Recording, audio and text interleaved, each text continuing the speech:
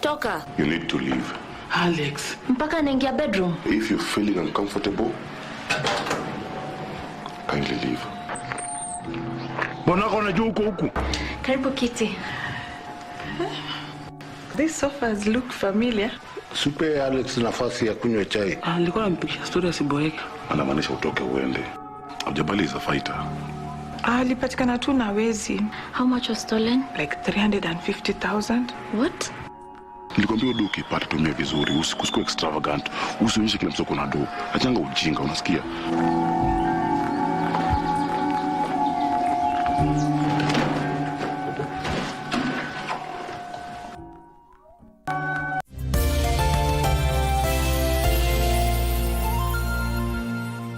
Welcome to the Kenya Deposit Insurance Corporation, or KDIC, a state corporation established under the KDI Act Cap 487C. But who exactly are we? KDIC provides a deposit insurance for customers of member institutions.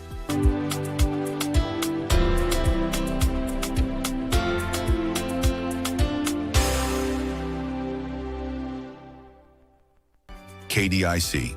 Safer, stronger, together.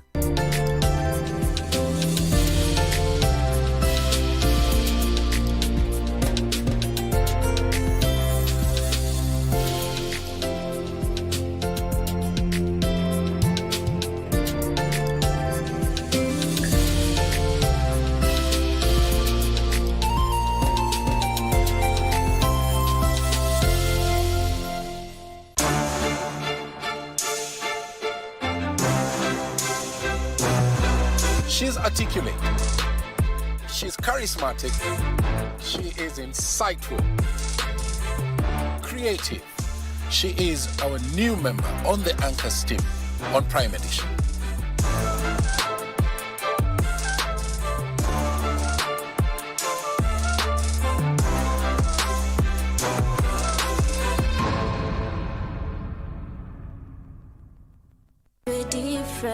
Join us as we explore the world of disability through the eyes of those who live it. Let's break down stereotypes, foster understanding, and celebrate the beauty of diversity. As a society, really, let's go back to working with the youth, because from my own experience, I've seen we give a lot of attention to the children, early years and stuff. But when they reach the age of teenagehood, it's like now they've become quote-unquote problematic. So you just give them an arm's length. Persons with disability never got information that is right. And when they get it, they did not get it on time. As people with disability, we have power within ourselves if only we believe in our abilities differently. The Ministry of Lands, Public Works, Housing and Urban Development, in conjunction with the United Nations Habitat, welcomes you to this year's National Observance of World Habitat Day under the theme, Engaging the Youth to Create a Better Urban Future, to be held at the Jaramogi Oginga Odinga Sports Complex, Kisumu, on Monday, the 7th of October, 2024. Cabinet Secretary Honorable Alice Wahome will grace the event, hosted by Kisumu Governor, His Excellency, Professor Anyang' Nyong'o. Join us as we celebrate the contributions of youth to sustainable urbanization while addressing the challenges of rapid urban growth. Polio is a crippling and killer disease that has no cure. But through vaccination, polio can be eradicated. As a result of a confirmed outbreak of polio in Nairobi and Turkana counties, as well as been brought to you by Ministry of Health, UNICEF and other partners.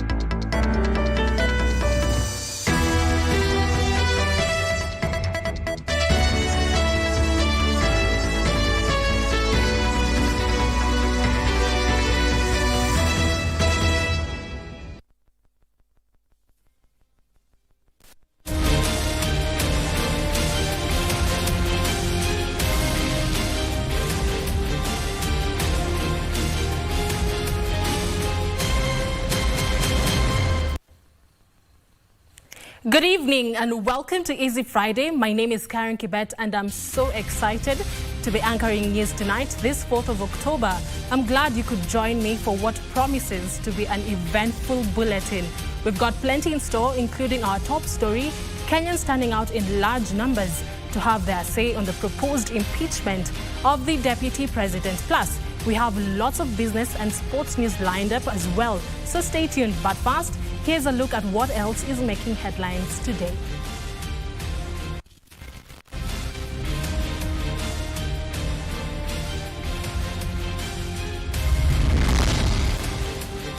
Exercising democracy, Kenyans turn up in numbers to have their say in the proposed impeachment of the Deputy President as Parliament extends window to submit views. Invigilators, center managers, and all other personnel will be expected to surrender their phones at the beginning of every session.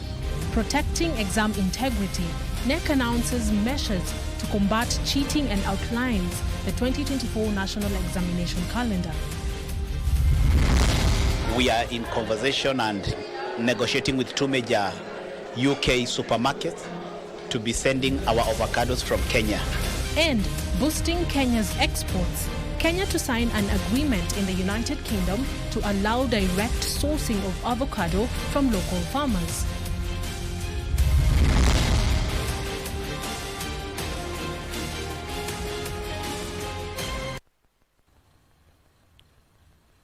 For those following with the help of sign language, we do have our interpreter Lucy Mora with us tonight. Let's begin our top story tonight. Kenyans still have Saturday to present their views on proposed impeachment of the Deputy President Rigathi Gachagua. The National Assembly, while extending the period of public participation, also decentralized the hearings to constituency level. Therefore, Kenyans can submit their views to all 290 constituency offices and 47 county women representative offices. Meanwhile, chaos broke out at the Bomas of Kenya in Nairobi during public participation hearings on the impeachment of Deputy President Rigathi Gachagua. In a statement, National Assembly Clerk Samuel Njoroge extended public participation exercise to Saturday 5 p.m. Kenyans can now submit their views to all 290 constituency offices and 47 county women representative offices, or forward their views to the Clerk of the National Assembly via post office or email address. On Friday, Kenyans residing in Nairobi City County turned out in numbers at the Bomas of Kenya to participate in the exercise. Chaos broke out after a group of youths attending the session at Bomas of Kenya attacked activist Morara Kebaso, hurling chairs at him as he scrambled to safety.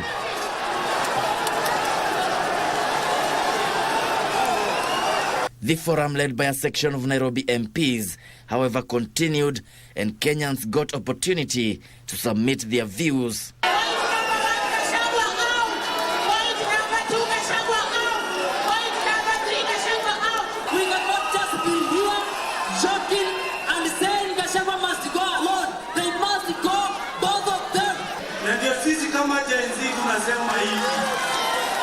Sisi hatuna ukabila na ndio maana tunasema ni kufa makanga tufanye leo. While some Kenyans called for impeachment of Rigathi Gachagua and supported the 11 allegations against the DP, others called for truce between Deputy President and his boss William Ruto.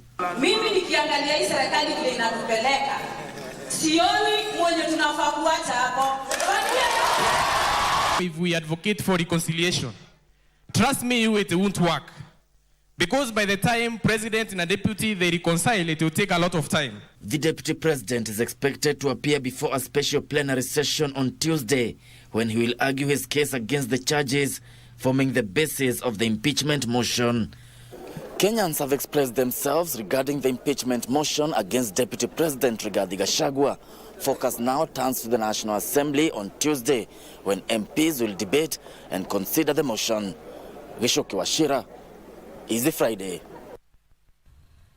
Thank you, Ashira, for that report. Meanwhile, in Central, there were pockets of disruptions in several centers within Central Kenya as locals stand up to present their views regarding the impeachment motion facing Deputy President Rigathi Gachagua. Kiambu Town witnessed a rowdy morning as opposing groups clashed over the motion. In Nyeri, locals barricaded roads with bonfire, claiming the impeachment motion was ill-timed. Friday morning at the Kiambu Township Hall in Kiambu County. What was anticipated to be a day for locals to present their views on the discussion on whether to impeach the second in command or not would later turn chaotic. I want to express my sincere disappointment with our parliamentarians because of the disruption they have caused to our society. It is very, very unfortunate that the president and his deputy have not even finished 2 years, and they are subjecting this country to this type of tension and disharmony. Locals accused the section of leaders in the county of planning to disrupt the day, questioning the transparency of the exercise. Tumekataa kusaini hiyo makaratasi kwa sababu tunaona ni fake. Hata mtoto ambao anazaliwa leo uwezi ukambeba ukamletea makaratasi hata haina muhuri. We elected you to bring development in this country. I wish today you are bringing a motion to discuss about employment, to discuss about health, to discuss about development in this country. Amen. I wish those are the things we are here to give views about. Similar scenes were witnessed at the Murang'a University in Murang'a County after a vehicle was spotted by locals allegedly ferrying already signed papers. Tuliingia eneo la Murang'a kuleta stakabadhi za watu wa Gatanga ambao walifanya public participation siku ya jana na wakaamua kwa sauti moja wao hawasupport hiyo motion, lakini kufika huku tuligojewa, tukapigwa, gari kapasuliwa vioo, tukapigwa na spray, kitejo cha aibu. Similar claims were made by Meru County residents who turned up for the exercise at the Kamunde Hall in Meru Town. And in Nyeri County, locals had barricaded the main road in the town, claiming the motion was out of tune and a political mob lynch exercise.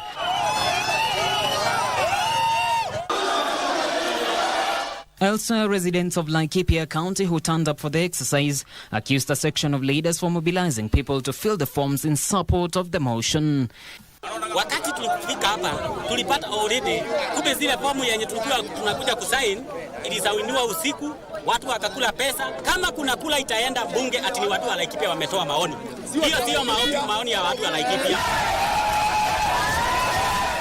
And in Nembo County, drama marred the exercise at the Talent Academy as Rodi youth accused the leaders in the region of attempting to overturn the will of the people. Kuna wabunge wengine wako huku wenye walienda kupitisha hiyo motion. Where are they? John Kahiro, Easy Friday. Thank you, John, for that report. A section of residents of Uasin Gishu County now want President William Ruto and his deputy Rigathi Gachagua to reconcile and focus on delivering their manifesto. The residents who presented their views regarding the proposed impeachment of the deputy president differed on whether the impeachment would solve the challenges facing the government. Similar drama was witnessed in Baringo County, where locals resorted to shouting match as they disagreed on the proposed impeachment motion. Wakati unagusa Rigathi umegusa mlima. Na umetuona watu wabaya sana. Na sisi tunataka kukuambia kama hakuna Gachagua hata serikali hakuna. Tunaomba ya kwamba tupate IEBC ili tuweze kufanya kazi na kuwatoa wenye wanastahili kufanya nini?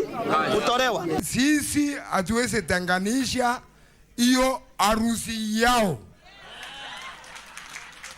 Kama ni kutenganisha wote wawili waende. Hata kwa Biblia, Jesus had 12 disciples. Now, Jesus knew very well that Judas Iscariot is going to betray Jesus. Lakini hakutoa yeye, alivumilia kwa sababu alichagua yeye kuwa among the disciples. Sasa rise kana Muthiago. Na wakati Gachagua alikuwa effective akiombea UDA kura tulikuwa tunapiga mikono sana. Saa hii is a evil person, is a criminal, kwa sababu anatumia hiyo lugha kuambia watu what is happening to his own people. There's nothing wrong with this guy speaking to his people the way he can communicate better. Nauliza Rais wa Jamhuri ya Kenya William Samoei Ruto aketi chini na baraza yake ya mawaziri akiwemo Rigathi Gachagua wajadiliane kuona Kenya inaelekea wapi. Si reason kama kusema ati mtu amenunua shamba, amenunua hoteli, sijui amebuli nani, ati amefanya hiyo ni diverting from the real issues. Kuna shida mingi Kenya, kuna shida ya university model, kuna shida ya mambo ya madaktari, kuna shida mingi hata ile wale waliuza mbolea, waliuza watu mbolea ile ilikuwa gushi au kuchukuligia. President Ruto, Gachagua wapate nafasi ya kureconcile, ya kulete mawaidhano ili nchi iendelee. Nilikuwa mmoja ya watu ambao tuliunga mkono hii serikali na bado naunga mkono, lakini nasema ni mapema Deputy President aimbichiwe. Kenyans from the Nyanza region want their representatives in the bicameral parliament to vote in support of the motion seeking to impeach Deputy President Rigathi Gachagua. Our reporter Wycliffe Okech samples the views of a section of the public from Kisii County to the Lakeside County of Kisumu. Kenyans who showed up for the public participation exercise in the border county of Migori backed Deputy President Rigathi Gachagua's ouster, citing his divisive politics, questionable integrity and undermining the head of state. Watu wa Migori, mnasema Gachagua aende asiende? Gachagua aende. Kilichonishangaza, Gachagua alisema Kenya ni kampuni. Kama una share, ukai Kenya. Sasa kuanzia leo, Gachagua amejua Kenya si kampuni ya Mkikuyu wala Mjaluo. Ni Kenya kabila nzima. For the development of this country, for us to develop as a country, one man called Rigathi Gachagua must go. In the Lakeside Kisumu County, oral submissions were aborted after one participant suggested that both the president and his deputy should vacate office. However, other Lakeside residents supported Gachagua's removal on the grounds of insubordination and stirring ethnic animosity. I do support the impeachment motion against the deputy president. What we want a united nation, and we want the president to implement all the manifesto that he had without being pulled down by his deputy. To me, he should be impeached, and we should let the president select someone he is comfortable to work with, so that tunaendeleza the agenda for Kenya Kwanza government. Kenya is greater than one Rigathi Gachagua, and that is why vehemently we are here to exercise our constitutional mandate by voting yes. Similar sentiments were echoed at the Raila Odinga Stadium in Homa Bay County. We want to make a prayer that as part of Kenya, we do not want a Kenya and a community that is isolated. Kama we ni kiongozi, lazima Gachagua aweke kichungu kati ya kichwa na mdomo. Akiongea mbele ya watu ajue penye anaongea na ni nini anasema na saa yenye anaongea. Sio ati anaongea perepere. For a section of Siaya County residents who turned up for the public participation exercise, the charges being leveled against the deputy president are valid. We want Rigathi Gachagua to go home so that he can give His Excellency Dr. William Samoei Ruto a chance to select a deputy president who will work for the entire country, not just one region. But the only thing that I now want to urge the government to be very, very keen, and all the advocates should now find themselves, check all clauses which might not let us, or loopholes which might not let us do what? Lose this battle in a court of law, because I understand he has also taken it to the court. In Kisii County, the residents advocated for reconciliation between the president and his deputy, arguing that continued political balkanization impedes development and unity. Tunawaomba waende wakae pamoja, rais na naibu wake wakubaliane, watuambie vile Kenya inaenda mbele. Sio vile Kenya inagawa katika misingi ya kikabila na katika misingi ya religion. Iwapo Gachagua anaenda, basi tuanze na aliye juu, waenda wote nyumbani pamoja. Hakuna haja ya mtu mmoja kuenda na wote wanafanya mambo sawa. For Easy Friday, I am Wycliffe Okech. Thank you, Wycliffe, for that detailed report. Moving on, Coast Region residents came out in large numbers, giving divergent opinions in the ongoing public participation on the impeachment of the Deputy President Rigathi Gachagua. While some supported his removal from office, others, a section of them, steered clear that the Deputy President retains his seat, while others called for his removal from office.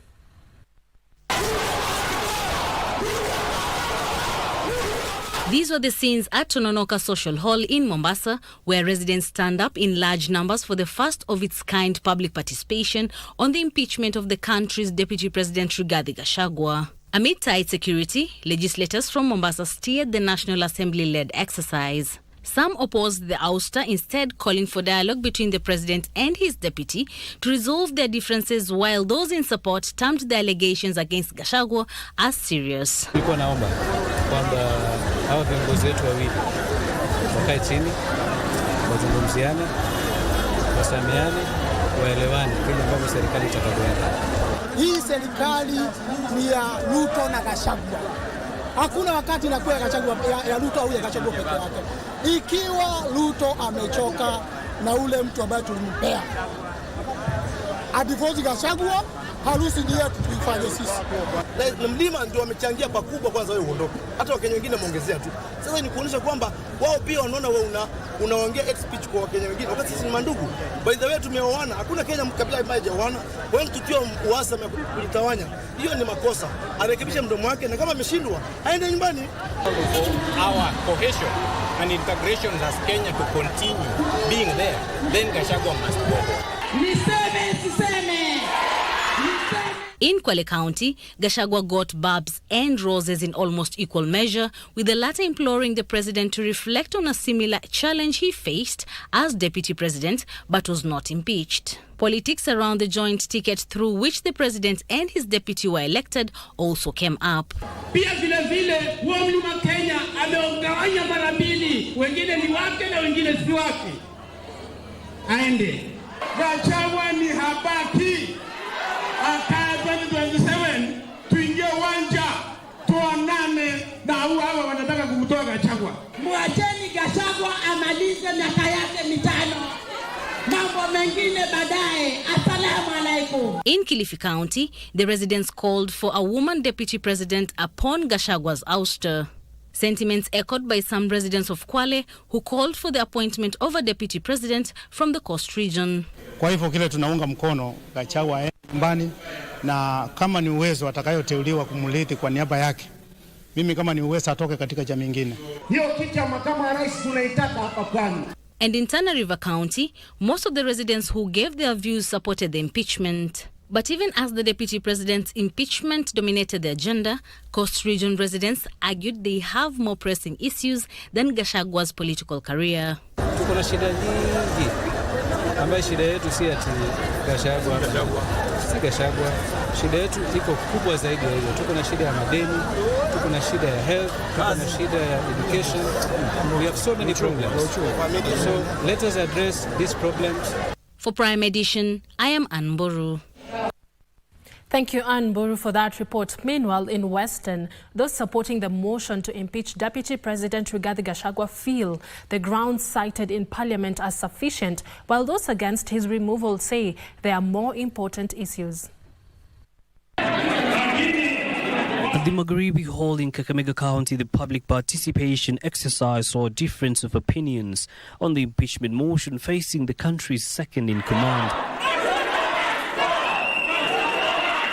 Tunasema Gachagua aende kwa sababu amekosa respect kwa rais wa Jamhuri wa Kenya.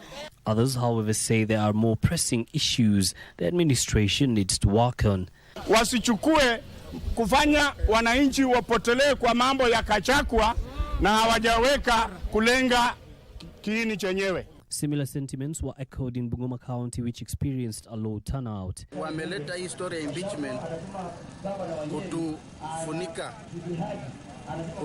tufanye tusahau yale maneno yanatendeka awamu nchini ya maana, kama story ya Dani, story ya Chief NHIF, story ya university funding. Because tuliwapa nafasi wa kufanyie kazi na wameona wameshindwa, ndio naona ya kwamba wanaleta kitu kama hii, kama bado tunaangalia mambo ya Gachagua na muda wao huko inaendelea kuenda. In Busia County, residents arrived as early as 7 a.m. to append their signatures as a section faulted legislators for not prioritizing more important issues. We have various issues that we should be dealing on currently, like joblessness, uchumi ya wananchi, na hata mambo na SHA, shifting ya SHA. That one should be given priority katika kupeana maoni ya wananchi.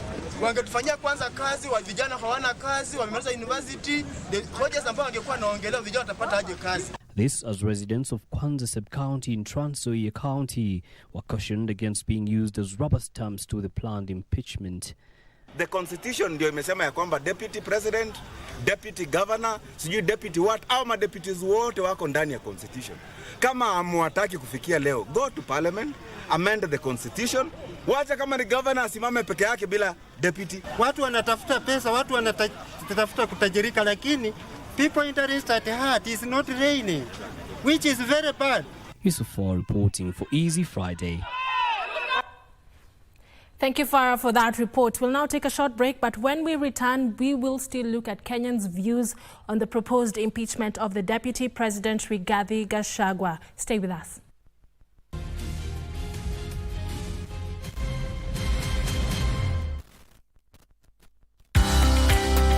The Ministry of Lands, Public Works, Housing and Urban Development, in conjunction with the United Nations Habitat, welcomes you to this year's National Observance of World Habitat Day under the theme, Engaging the Youth to Create a Better Urban Future, to be held at the Jaramogi Oginga Odinga Sports Complex, Kisumu, on Monday the 7th of October 2024. Cabinet Secretary Honorable Alice Wahome will grace the event, hosted by Kisumu Governor His Excellency Professor Anyang' Nyong'o. Join us as we celebrate the contributions of youth to sustainable urbanization while addressing the challenges of rapid urban growth.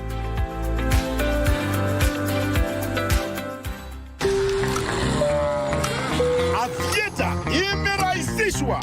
Sasa kuna njia mpya na rahisi ya kucheza Avieta.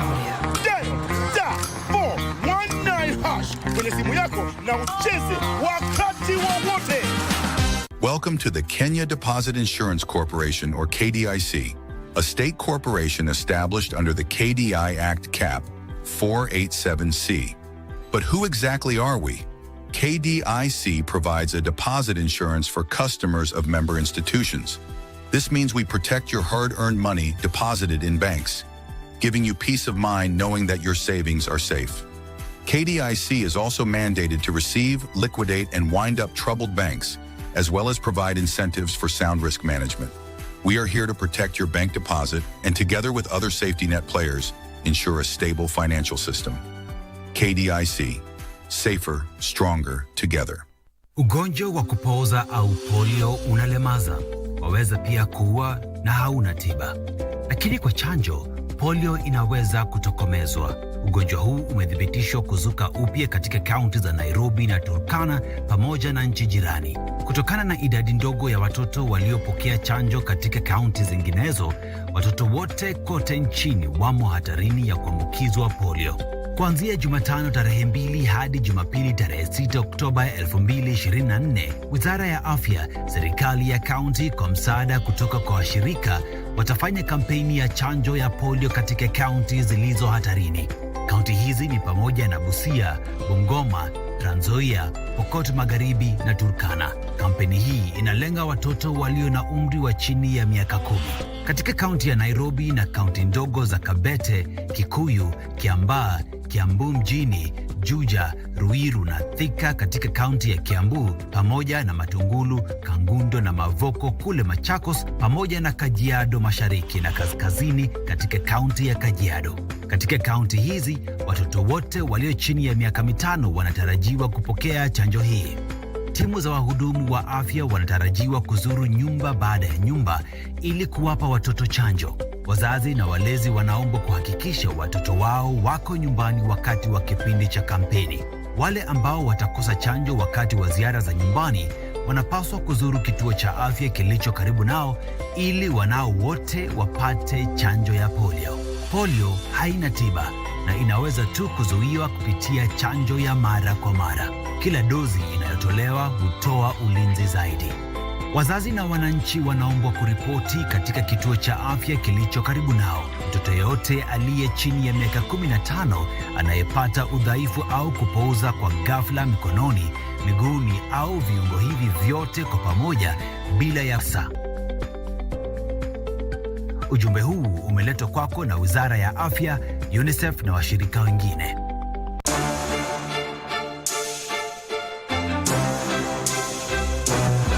She's articulate. She's charismatic. She is insightful. Creative. She is our new member on the Anchors team on Prime Edition.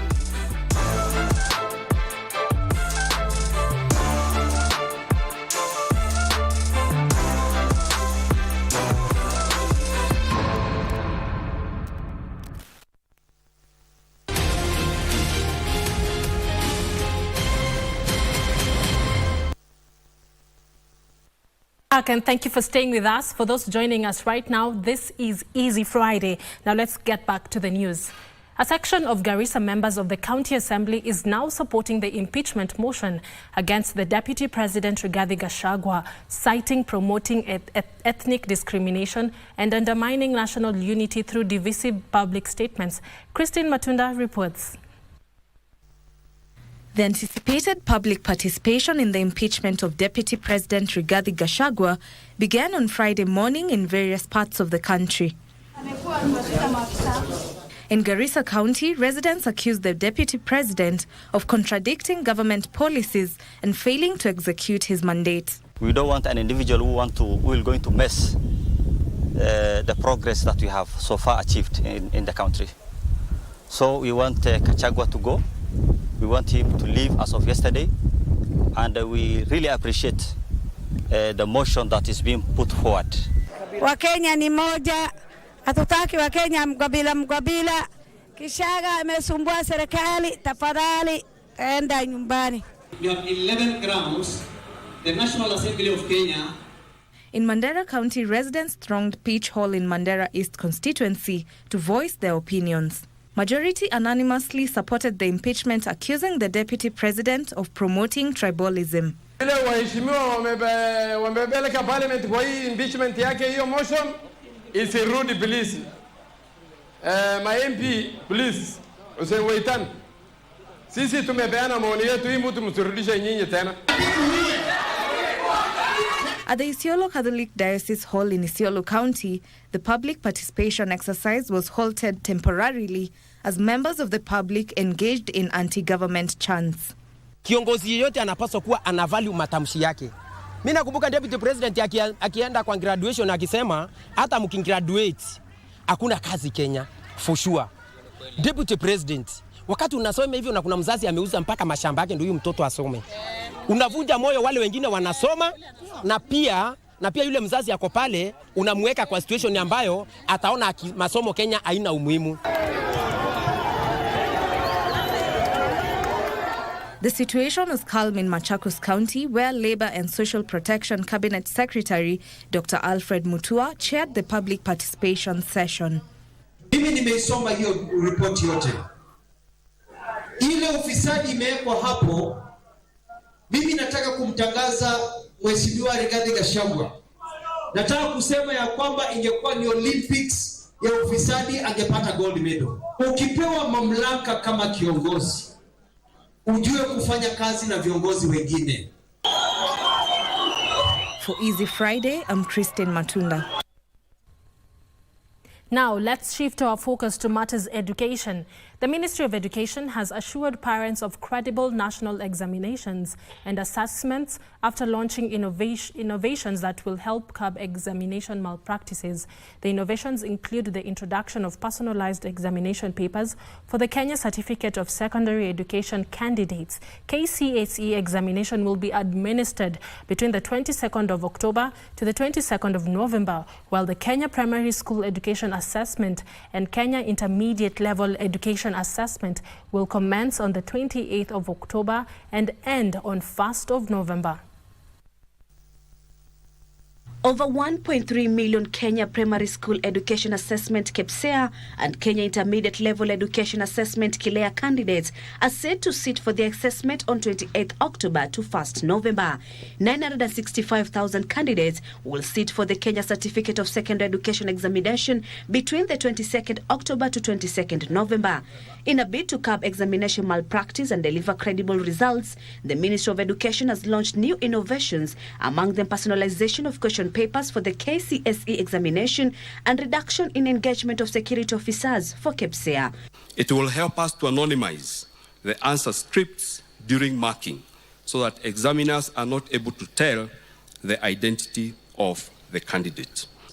The security officers will only participate in providing security to the transportation of the materials to the centers, but they will not be in the exam rooms when the assessments are going on. All supervisors, invigilators, center managers, and all other personnel will be expected to surrender their phones at the beginning of every session. Education Cabinet Secretary Julius Ogamba has warned that anyone found engaging in examination offences shall face the full wrath of the law. I therefore call upon all of you and the candidates, center managers, supervisors, invigilators to comply with the examination regulations, failure to which they will face the full force of the law. And this is for good reason. When we compromise our examinations, we compromise the standards of our certificates. He disclosed a decrease in number of candidates compared to 2023. In total this year, ladies and gentlemen, 1,313,913 candidates will sit for the Kenya Primary School Education Assessment KBC, while 965,501 candidates will sit for the Kenya National Certificate for Secondary Education, KCSE. In readiness for the marking of the KCSE examination, Kenya National Examination Council has trained over 30,000 examiners. Marking will take place between November and December in 40 centers. Kasichana Masha, Easy Friday. Thank you, Kasichana, for that report. Kenyans have been urged to observe high levels of hygiene when handling animals to avoid transmission of zoonotic diseases. During celebrations in Nairobi to mark the World Animal Day, animal rights advocates said transmission of diseases such as anthrax, rabies, and brucellosis from animals to humans can be avoided if necessary precautions are taken. World Animal Day is an international day of action for animal rights and welfare celebrated annually on October 4th. In Kenya, animal rights advocates led by the Brook East Africa stress the importance of observing high levels of hygiene in handling animals. Brook East Africa Chief Executive Officer Raphael Kinoti also called for behavioral change in dealing with donkeys. Imani za wananchi kule mashinani kwamba, for example, if a donkey can't move without you hitting it hard, you know, that a donkey can survive without water. Actually, we've gone to some counties where water taken by other livestock, it's believed that if the donkeys take that water, then it will get finished quickly. All the partners to come on board so that at least all of us can speak with one voice. Na pia tuseme, it is illegal kuua, kumuumiza mnyama. He further cited illegal slaughter of donkeys as a major challenge, saying the country loses around 1,000 donkeys every 3 months. people at our ports really will need to have a keen look, because donkey skins that are leaving the slaughter places in the bush are finding their way out through our export zones and moving out of the country. Ule uchinjaji wa punda kule msituni, hiyo ndio imeturudisha nyuma, kwa sababu unaweza lala kuamka asubuhi hakuna punda. Brook East Africa also used the occasion to celebrate 90 years of existence, although it was established in Kenya in 2013. Tilio Marco for Easy Friday. Thank you, Tilio, for that report. Now, the Office of the Data Protection Commissioner, in collaboration with Germany Development Agency, GIZ, has kicked off a data protection awareness roadshow in Homa Bay County, aimed at educating the public on the ethical use of personal data and the principles of data protection. The roadshow was flagged off by the Homa Bay County Women Representative, Dr. Joyce Atieno Osogo. Speaking during the flagging off of the data protection campaign in Homa Bay County, the Commissioner for Data Protection, Immaculate Kasait, highlighted the need to create public awareness on safeguarding the rights of Kenyans through data protection.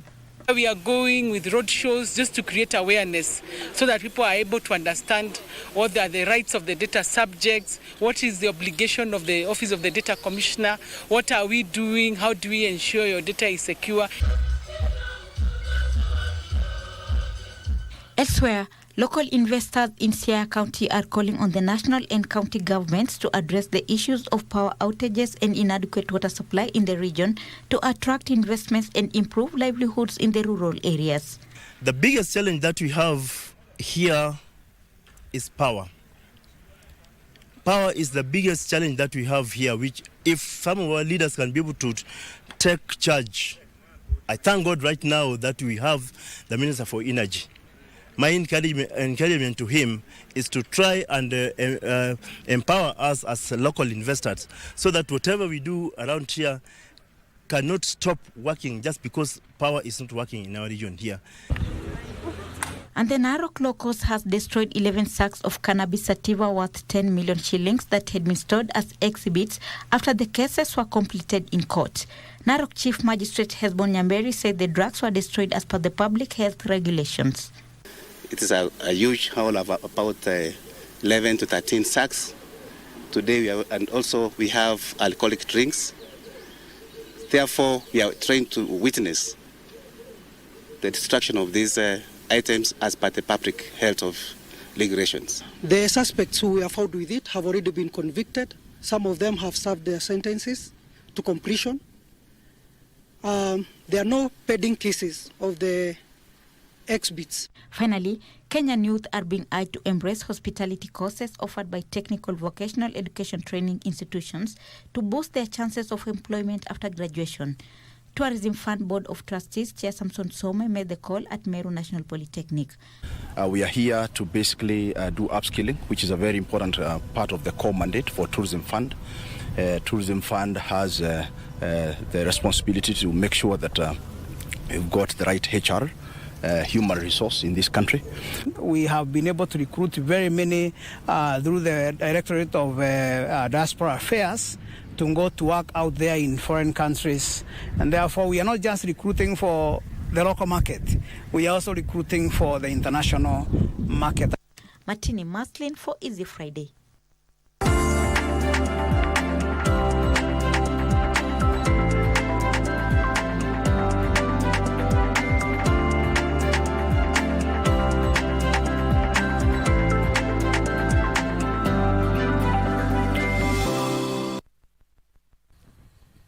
Now let's take a look at what's making headlines in the world of business. I'm standing in for my colleague Carol Njenga, who's a little bit under the weather. Kenya is close to signing an agreement with 2 retail chains in the United Kingdom that will see the 2 stores purchase avocado directly from farmers. Kenyan Deputy High Commissioner to the UK, Joseph Warui, says the 2 chains will import 10 containers weekly. Kenya exported 3.3 million kilos of avocado to the United Kingdom from January to September this year. The government has been keen on expanding its export to the UK that was valued at 55 billion shillings last year. To shore up avocado volumes to the UK, Kenya is close to agreeing a deal with 2 stores in Britain to start shipping in 10 containers of the fruit weekly. We are in conversation and negotiating with 2 major UK supermarkets to be sending our avocados from Kenya. To facilitate export to the new avocado off-takers, plans are at an advanced stage to educate farmers on the market demand. To deal with few challenges from the port to the destination, I'm sure if those issues are dealt with, very soon we'll find our avocados in UK market.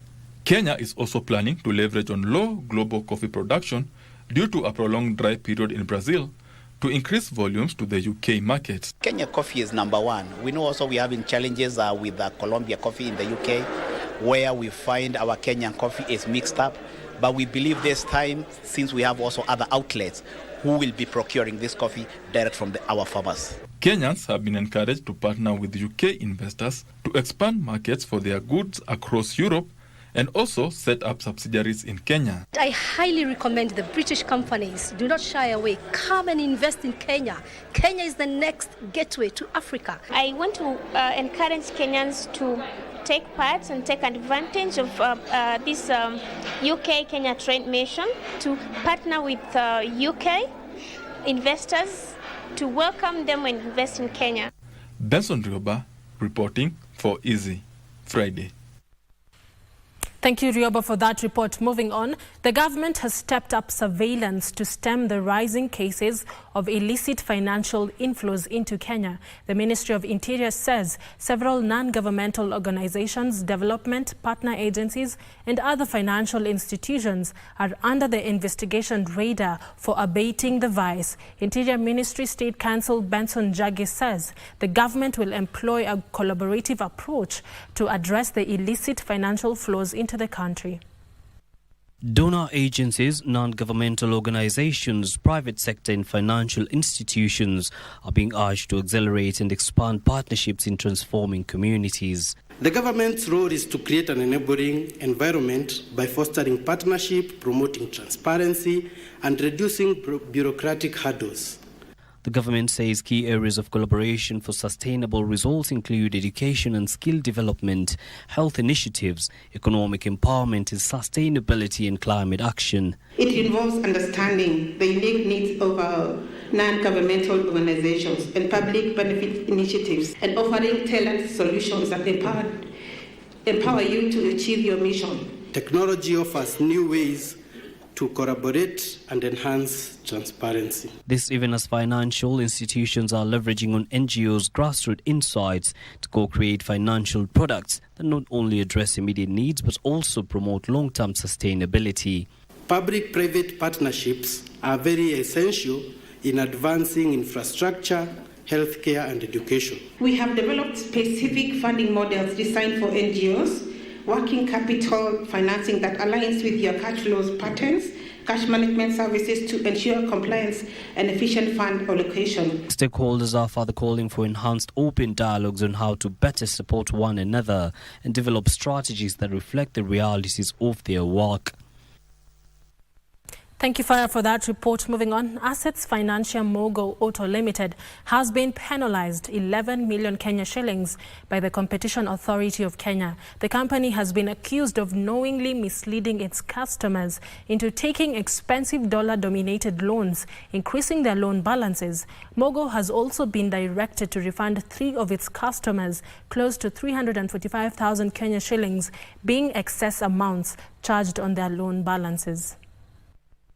The Competition Authority of Kenya says after assessing and investigating cases presented by 4 complainants, investigations showed that Asset Financier had violated Cap 508 of the Competition Act. The claimant accused Mogo of adjusting flat rate interest to reducing balance and was calculated in US dollars, despite the facility being dispersed in Kenyan shillings. However, Mogo has blamed the increasing balances on strengthening of the dollar. Further, the Asset Financier says the dollar loan facilities are illegal and had lower interest as compared to the shilling loan, and customers were at liberty to choose which loans to apply for. Upon reviewing the 4 complainants, the regulator says it concluded that Mogo had violated the Act, especially clauses prohibiting false and misleading representation and engaging in unconscionable conduct during issuance and administration of loan products to the complainants. To this effect, CAK has fined Mogo 10.9 million shillings, representing 10% of their latest gross annual turnover as stipulated by the law. Mogo has also been directed to pay 3 of their complainants a total of 344,939 shillings. In a raft of corrective measures, Mogo has been instructed to amicably resolve all the pending complainants lodged at the authority at a stipulated time frame, with all its workers undergoing compulsory consumer compliance training by 30th August 2025. Benson Rioba reporting for Easy Friday. Rioba's report takes us to a short break. I'll be back with more business news. Don't go too far.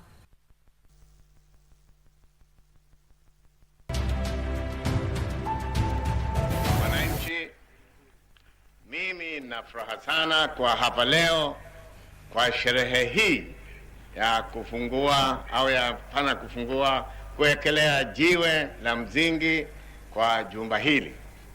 Manake ni kwamba mambo inaendelea upesi katika nchi yetu tukufu, kwa sababu tukiwa na television kama ilivyo sasa ni kitu ambacho ni cha maana sana, sababu tulikuwa na radio na simu na mengine ya kusikia. Tunakwisha shibisha masikio yetu kwa kusikia, lakini vile vile macho nayo yataka kuwa na kitu.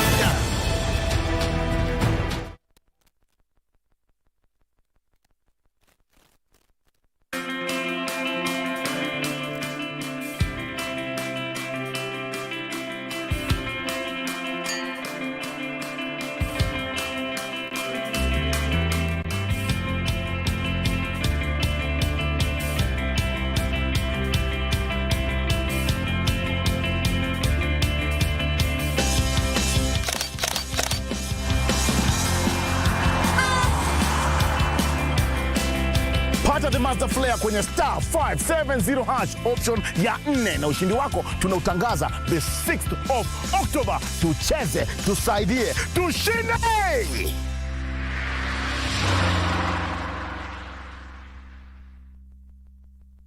From Wednesday 2nd to Sunday 6th October 2024, the Ministry of Health, County Government with support from partners will conduct a polio vaccination campaign in high-risk counties.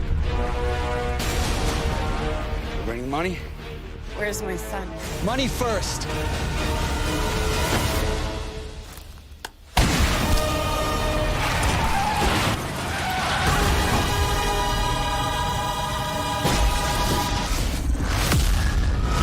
Polio and other vaccines have been tested and are safe and effective. Vaccinate and protect your child now. This message has been brought to you by Ministry of Health, UNICEF and other partners. Ila anasikia maombi, sikio lake si zito. We want to talk about the deception of suicide. Anybody who's committing suicide, they are not in their right minds. Okay. I can be very okay when I'm with people. Okay. But when I'm alone, it can be very, like for me, it was very difficult. I remember just when God told me it's well, because I asked him, we uko wapi? Kwa hii story yote, uko wapi? Ama umeketi somewhere, maybe unanichekelea or something. Aliambiwa nini? Kifua. Tiny but fatal. Enda mpaka kwa nini, kwa neema. Hatukusaidika vizuri.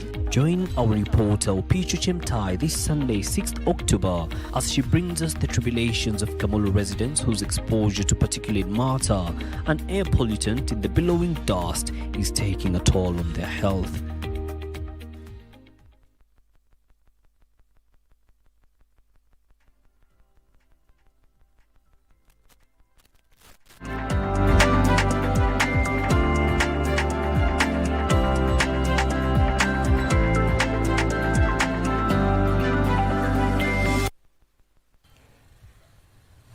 Welcome back. Thank you for staying with us. Let's take a look at more business stories. There is a growing call for the harmonization of visa regulations and policies to unlock the full potential of intra-African tourism. Industry leaders from across Africa attending the ongoing Magical Kenya Travel Expo in Nairobi say that the restrictive visa policies and poor transport infrastructure across the continent are significant barriers for travelers who would otherwise explore neighboring countries with greater ease. Trevor Ngendo has more details. While Africa attracts millions of international tourists, intra-African tourism remains largely underdeveloped. A key challenge is the lack of harmonized visa policies across African nations. Many countries still require visas for fellow Africans, and the tedious, costly application processes have hindered the continent from realizing its full tourism potential. The East African community was not an initiative of the private sector. So we are saying no.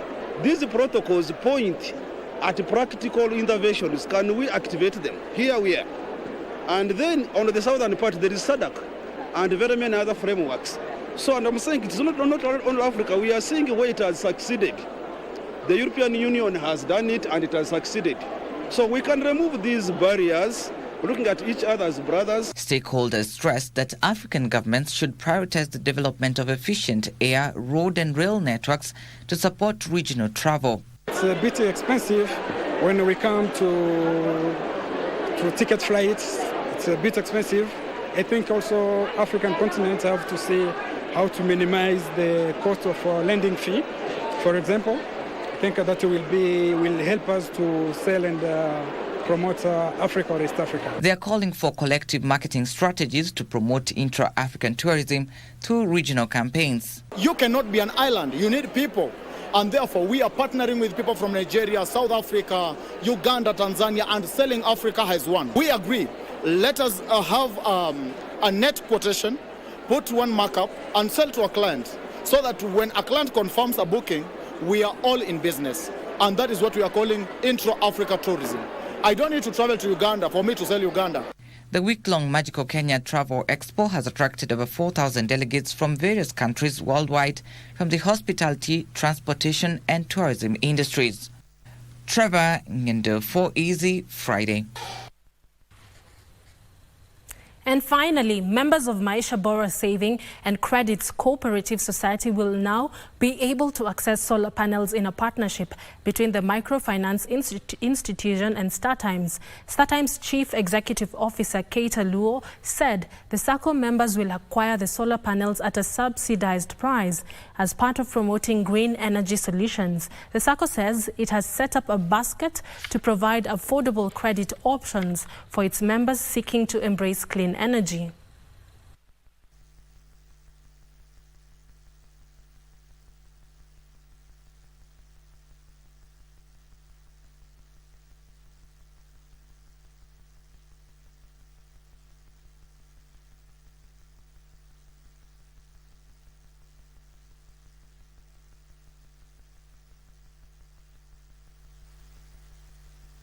StarTimes bring this kind of green energy to following the global developments. By adopting some of these solutions, it will be much more convenient and a value add to our members across the country.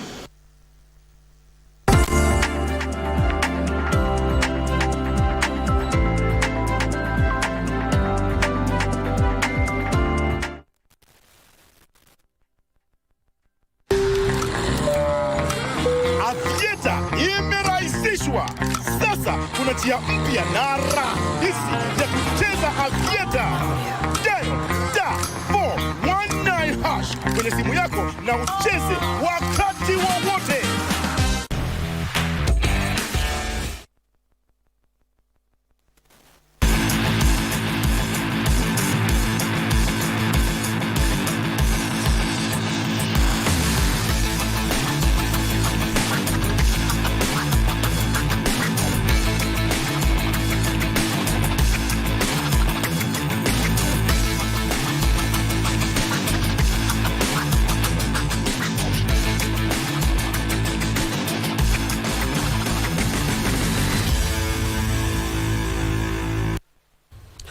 Glad that you're staying with us on Easy Friday. Now it is time for Sports with me, Bernard Okumu.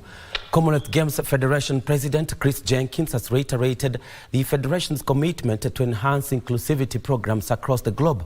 Jenkins is leading Commonwealth Sports Africa and Europe regional meeting in Mombasa. Commonwealth Games President Chris Jenkins said that the Commonwealth Federation has established several programs globally that support the growth of sports. Essentially, it's a para-inclusion program. It doesn't include the top 7 CGAs because they're very well resourced and they usually have a lot of people at the Paralympics. It includes everyone else, and it's been phenomenally successful. Kenya uses it a lot. Jenkins said that through collaboration with colleges and schools, they've been able to involve more athletes into the Commonwealth Games in a bid to foster the togetherness. There's a lot of athletes into the Commonwealth that wouldn't normally compete, so that's a big program for us. We do Equip, which is an internship program, mainly for the CGAs. Then we do Women's Leadership. So this is about what does a woman need to get to the next level within her leadership strategy. So there's mentorship, but it's not like a course, it's a grant, and then you do what's needed. One of the Federation's key programs target holistic development of the athletes as well as funding the member associations through grants. It's done through the CGA. They will make an application to the CGF.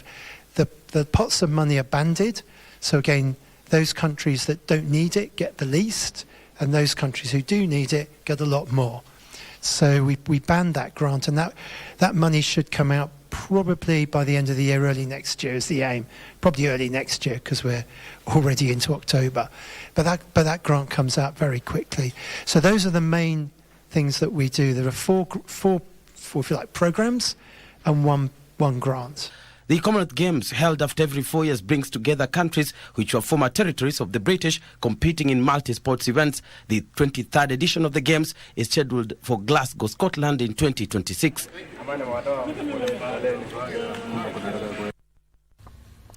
And the Kenya Under-17 women's soccer team junior starlets have arrived in the Dominican Republic ahead of the FIFA Under-17 Women's World Cup scheduled 16th of October through to 3rd of November. Now Kenya warmed up for the championship by playing a series of friendly matches in Spain where they held a 2-week training camp. Junior Starlets won 2 and drew 1 of their 3 matches played during their 14-day training camp in Alicante, Spain. The camp helped Starlets prepare for their debut at the FIFA Under-17 Women's World Cup. Ilitupea moral. Hizo teams ni teams zenye zimecheza na teams zenye most of them zimequalify kwa World Cup, so tulikuwa tunaji-rate si wenyewe tuko wapi tujue, na hizo friendly somehow zilitushow tunaweza make. Tuligive our best, tumekuja shughuli na ilikuwa tu perform, tulikuwa tumeongea tu perform before hii World Cup. Tulisema coach that kila kitu iko sawa, tunatufundisha, tuna implement na pia to make our country proud. Kenya will open her Group C campaign against England on October 18th before facing North Korea 2 days later, then playing Mexico on October 24th. Meanwhile, 12 players have reported to the national men's soccer team Harambee Stars training camp. Head coach Engin Firat named a provisional 28-man squad that's set to face Cameroon in the 2025 Africa Cup of Nations Group J qualifier. Stars will play Cameroon on October 11th away in Douala before facing the 5-time champions in Kampala, Uganda 4 days later. After 2 rounds, Kenya leads Group J with 4 points, while Cameroon is placed 2nd. Namibia and Zimbabwe are placed 3rd and 4th respectively. And we wish junior starlets all the best ahead of their debut at the global stage. That's at the Women's FIFA Under-17 World Cup. Meanwhile, the FKF Men's Premier League takes a break this weekend as the Women's Premier League kicks off tomorrow with defending champions Kenya Police Bullets raring to stamp their status against newcomers Kibbett at the Police Circle Stadium. Kenya Police Bullets won their maiden title last season when they beat Zetech 6-2 in the penultimate round. They went on to represent the country in the Sekafa zonal qualifiers, where they unfortunately did not manage to qualify for the CAF Women's Champions League after they lost 1-0 to CBE of Ethiopia and are now spoiling for a fight back at home to mend their broken hearts. Former champions Vihiga Queens will face Ulinzi Starlets tomorrow in what's expected to be an exciting match at the Moi Stadium before Kisumu All Starlets welcome Zetech. Bunyore Starlets will be away to Trinity Starlets FC Nakuru, hoping to collect their season opening points as Bungoma Queens host Kibera Soccer Queens at the National Polytechnic. Mombasa Olympic FC will also be at home to Adadia at the Ronald Ngala Primary School. Also, Athletics Integrity Unit AIU has provisionally suspended Kenyan athlete Immaculate Anyango Achol for the presence or use of a prohibited substance. Anyango, who is ranked second fastest woman over 10-kilometer distance, faces a probable 4-year ban for the use of prohibited testosterone and EPO. Anyango earned recognition locally after winning the national cross-country title last year and went on to represent the country at the 2024 World Cross Country Championship in Serbia. Now, a provisional suspension imposed does not abrogate the presumption of innocence, and it is not an early determination of guilt.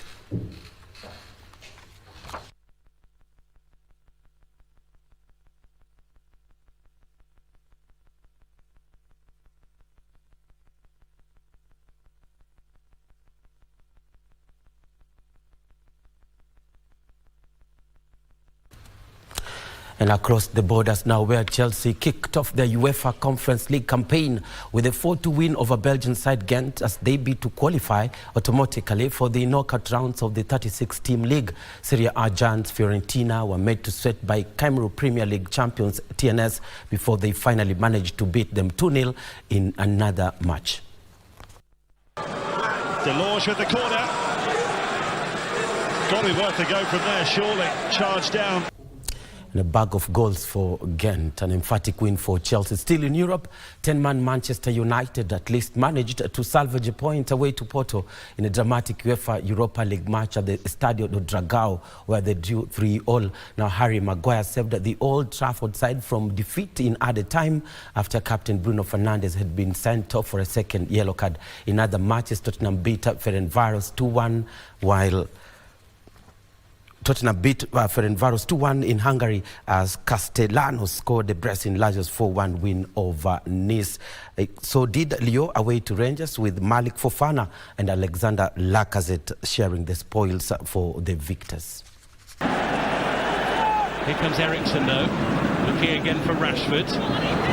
On it goes here by Højlund!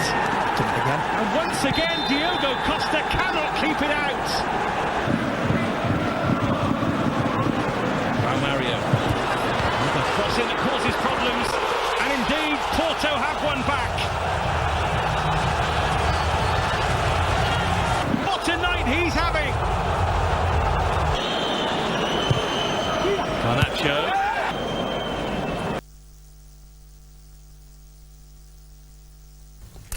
Well, and that's it from me. Thank you so much for watching. I'm Bernard Okumu.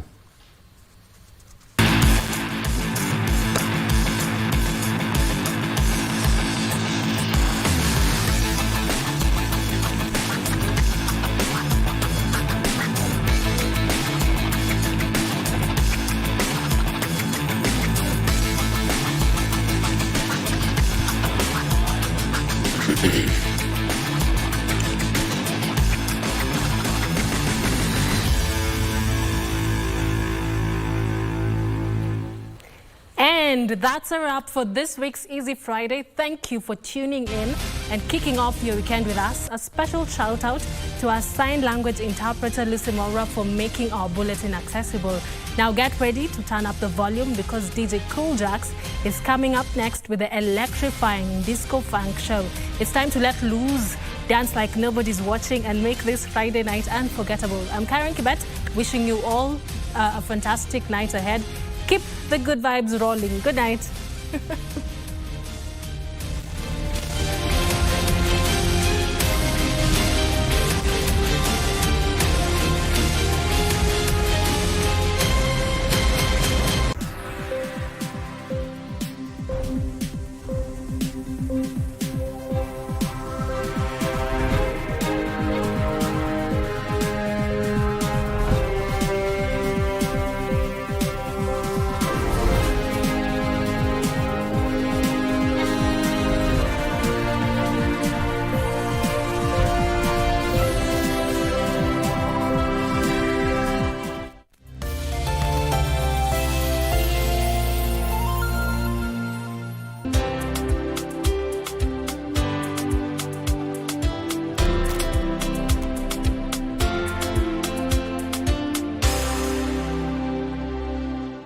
Health, UNICEF, and other partners.